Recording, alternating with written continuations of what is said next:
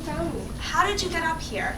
There was a hole in the fence. I know, but how did you get up here? The steps almost killed me. I'm not sure.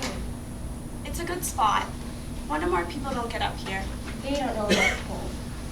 Shouldn't you be at your party? I was until Dad called and told me you vanished. He will be annoyed. Dad? No, what's his name? You know his name. Do I? What is it again? Gordon Ormond? Garen? That's right, Garen. Sounds like some sort of rash. Oh no, I've got a nasty case of Garen on my arm. Mom, he's my husband. More for you. I always liked that other one. Simon, he was... What? Considerate. He was always so kind to me. Probably fancied you. Me? Really? Really? But I'm twice his age. Trust me. Garen reminds me too much of someone else. Who? My husband. That's all right. You tried being married to him for 40 years. Come on, we better get you back. I'm not going back. Don't be silly, Mom. Come on. Helen, I'm not going back. I hate that awful room full of all that stuff. People keep bringing me and saying, what can I bring you? I say, don't bring me anything. I don't want any more things. Beautiful clothes. They look very expensive. They are. So I guess Gorman's good for one thing. Maybe. How did you figure out where it was? It wasn't hard. New Year's Eve. Where else would you be? My chair? My view? I'm surprised you remembered what it was. Come on, Mom. It hasn't been that long. 5 years. 5? Really? I remember when you first brought me here. I was 8 years old. Long time ago. 20 years. I remember it like yesterday. We got here just as the sun was going down. My little legs got tired, so you had to carry me up the last 50 steps. And I kept asking, what is it, Mom? Why are we here? And you just smiled and said, we're going to my chair, the best view in the city. I remember. And I kept asking, but what are we going to see? And you wouldn't answer. You just put your finger over my lips and said, you'll see. And then, when it got dark, you pointed to the sky and said, look. And suddenly the sky was full of light. Huge explosions of color. Orange, pink, blue, green. And noise. Terrible noise. I'll never forget it. You never did forget your first time. Did you ever bring Dad here?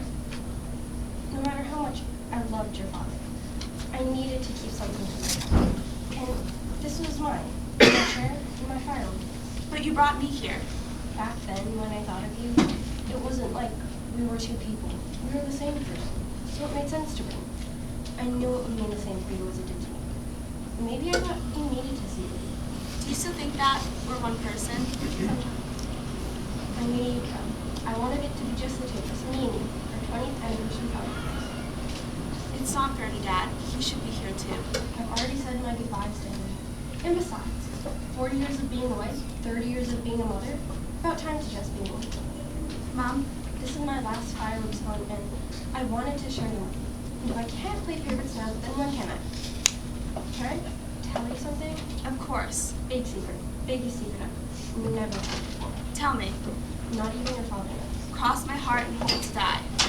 Before you were born, I always wanted a boy. Mom! My own little Tiger Tim, my Percy Piddler. Mom! But once you came out, once I saw the child you were, the woman you were growing into, I got down on my hands and knees and thank God for sending me such a gift. I have been so lucky to have you as my daughter. Promise me something. What? That you'll bring her home, watch the podcast, and tell her about it. Of course. What was, what is, and what is about to be. 3 generations of Pringles. Our name is Heath.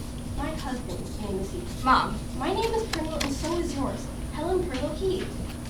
It's actually Rogers now. But you're still a Pringle. You're continuing in a long line of proud, strong Pringle women. I remember when we almost lost you. About a month before you were due. Don't remind me. I still get goosebumps. I woke up in the middle of the night. Blood everywhere. Neil rushed me to the hospital. I was hemorrhaging. It seemed you were just too big for me to keep inside. They thought they were going to lose you. And me. Had to get you out right away. Christ. And they did. Lucky for me. Your father sat beside my bed, all night, holding my hand. I think that's why I made it through the night. Hung in so long, just looking up at his eyes. I knew he wouldn't be able to bear losing me. So I pulled through. I survived, like my mother before me and her mother before. We're survivors, just like you. That's why I never had any more children. I feel like I should say sorry. Why? We already had the most wonderful child we've had. A beautiful baby girl. How could we have begrudged about that? Don't be sad, my daughter. I've had a good life. People who love me, a husband who worshiped me, a daughter, I had a home, I had a family. I'm going to miss you. And I'm going to miss you. Just don't be so successful in work and forget to be a good mom. And if poor mom ever starts serving around, tell him to piss off. Thanks for the advice. Well, 20 years. It all goes past the past. Don't talk out for a while. Wake me up the next week. Mom? Quiet now. No more words. No more words. Mom, it's starting. It's starting.